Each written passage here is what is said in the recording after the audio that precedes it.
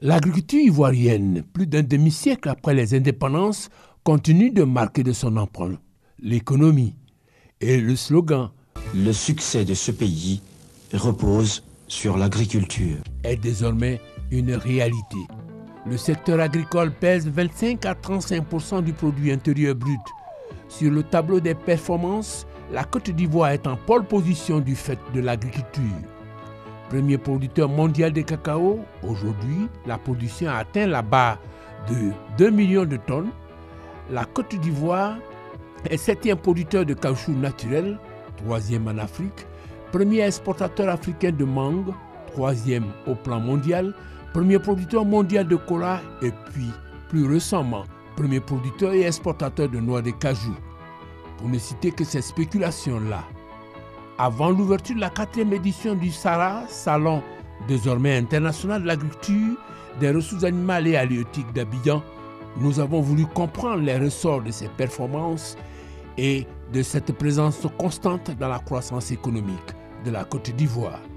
Au commencement de cette performance, un défi de feu Félix Houphouët-Boigny à son homologue du Ghana, Kwame Nkrumah, dixit Lambert Amontano, que nous avons rencontré pour les besoins de la cause. Houphouët a eu une rencontre à Al-Fassini, qu'on a banni, qui parle toutes les langues, a servi d'interprète. Et à la fin, Houphouët a dit à Nkrumah, je vais te battre dans la production de cacao. C'est un défi qu'il a lancé. Houphouët ne lance pas un défi comme ça. Houphouët-Boigny n'a pas fait que parier. Il s'est donné les moyens objectifs de tenir son pari. Sur la période 60-70, 22% du budget national et 30% de l'aide au développement sont affectés au secteur agricole. Pour une meilleure orchestration de l'utilisation de tous ces moyens, une architecture institutionnelle est conçue, les SODE, ou Sociétés d'État de développement. Elles sont toutes adossées au ministère de l'Agriculture.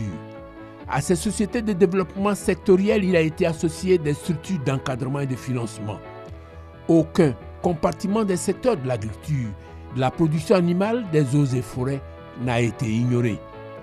Résultat, le secteur agricole connaît une croissance significative de 60 en 1980. D'une valeur de 107 milliards en 1970, le secteur génère 170 milliards en 1980. Le défi du cacao est relevé en 1978 avec 360 000 tonnes contre 85 000 tonnes en 1960, 175 000 tonnes en 1970.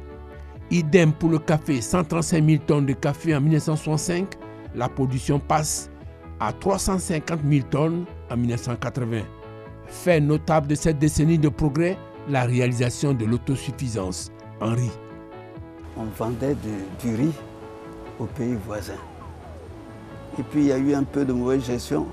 On a supprimé la soute de riz, c'est regrettable. Et depuis, nous sommes gros importateurs de riz. De plus, la production vivrière pour une population qui s'urbanise est au rendez-vous. À l'origine de ces performances, une recherche agronomique à nul autre pareil.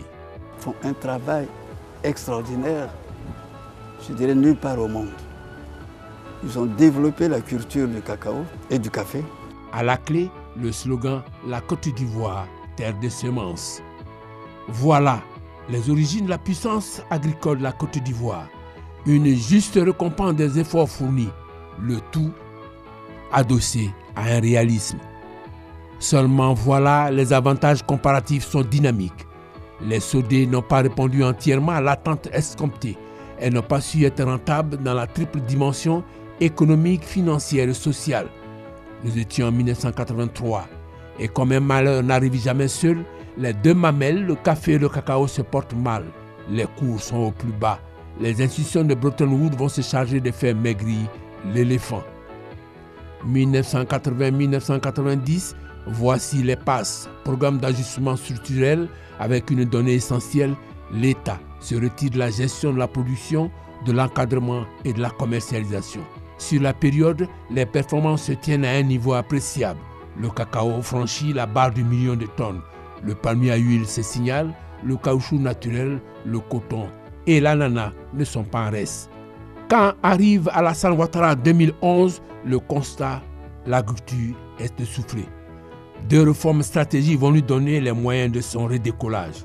En quelques années seulement, l'agriculture ivoirienne est redevenue forte grâce aux choix stratégiques que nous avons faits. Il s'agit notamment des réformes des filières café-cacao, coton et anacarde. Aujourd'hui, ces filières ont une meilleure gouvernance et les revenus des producteurs ont été améliorés de 40%. Nous avons également fait le choix de relancer l'investissement agricole à travers un cadre de référence unique, le Programme national d'investissement agricole, le PNIA. Le secteur est en train de reverdir, c'est vrai, mais il a besoin de se moderniser. Voilà tout l'enjeu de ce salon qui s'ouvre dans 48 heures pour que l'agriculture ivoirienne, voire africaine, cesse d'être dépendante de la pluie et du beau temps. Changement climatique oblige.